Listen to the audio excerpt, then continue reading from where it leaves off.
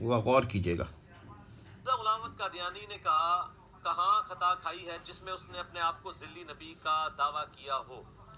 دیکھیں جی، اس کے اوپر غامدی صاحب نے کافی ورکنگ کی ہے، آپ ان کی یوٹیوب پہ ویڈیوز دیکھ لیں۔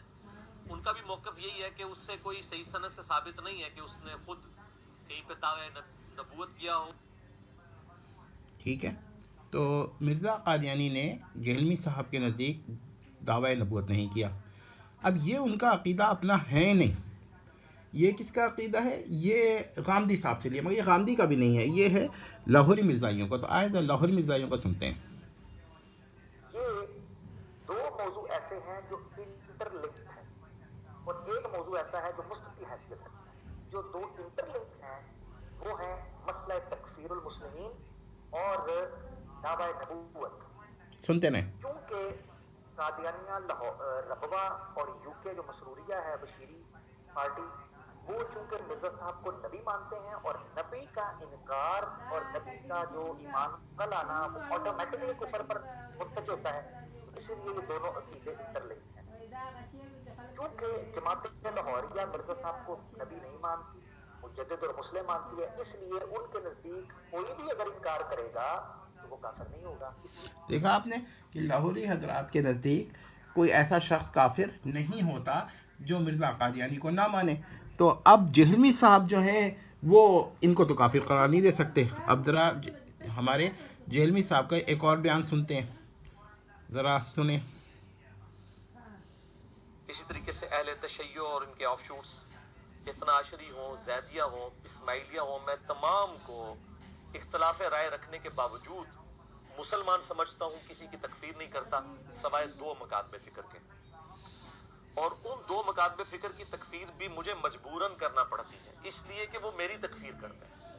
نمبر ایک، اہل سنت کا آف شوٹ جو سب کانٹیننٹ انڈیا، پاکستان، بنگلہ دیش میں پایا جاتا ہے، قادیانیت، ان کو میں کافر سمجھتا ہوں۔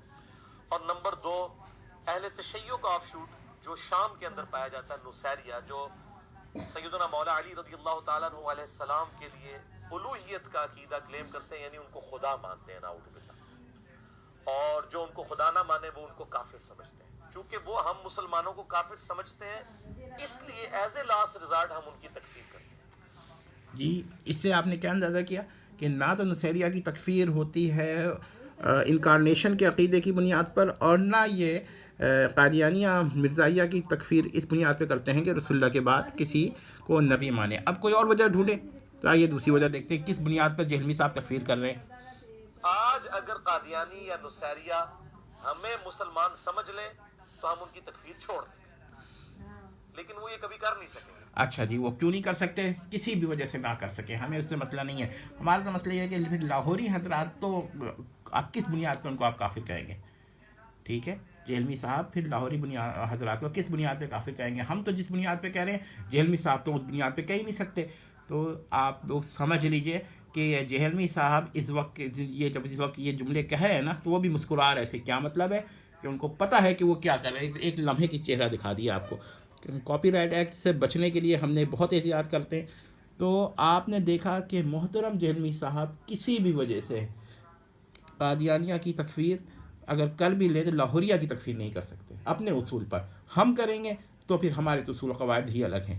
تو جہلمی صاحب کے بارے میں اب اگر کوئی ان کے بارے میں نرم عقیدہ رکھتا ہے تو آپ سمجھ لیں کہ ہمارے جہلمی صاحب کے بارے میں نرم عقیدہ رکھنا بالکل ٹھیک نہیں ہے۔ ان کو اسی کیٹیگری میں داخل کرنا چاہیے جس کیٹیگری میں محترم جہلمی ہم کو داخل کرتے ہیں، یعنی وہ خود بابا ہیں اور وہ اسلام کے صریح مخالف ہیں، اور وہ جہلمی کا خدا اور ہے اور اسلام کا خدا اور ہے۔